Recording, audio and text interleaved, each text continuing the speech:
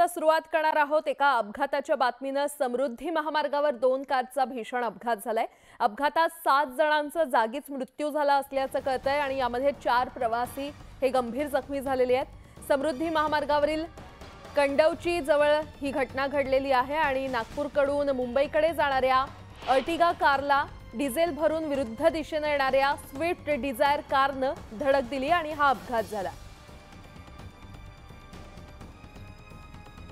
दरम्यान या अपघातात 7 जणांचा जागीच मृत्यू झाला असल्याचं कळतंय आणि या संदर्भात अधिक माहिती देत आहेत आमचे जालन्याचे प्रतिनिधी रवी जयस्वाल आपल्यासोबत जोडले गेलेले आहेत।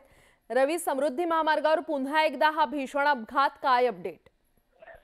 आपण जर बघितलं तर समृद्धी महामार्गावर असलेल्या जालना हातेतील कडवंची या ठिकाणी 2 कारचा भीषण अपघात झालाय आणि या धडकेमध्ये 7 जणांचा जागीच मृत्यू झाला तर 4 प्रवासी जे आहेत ते गंभीररीत्या जखमी झालेले आहेत। नागपूरहून मुंबईकडे जाणाऱ्या अर्टिगा कारला डिझेल भरून येणाऱ्या विरुद्ध दिशेने डिझायर कार होती, त्या कारला जोरदार धडक बसली आणि या धडकेमध्ये 7 जणांचा जो आहे तो जागीच मृत्यू झालेला आहे।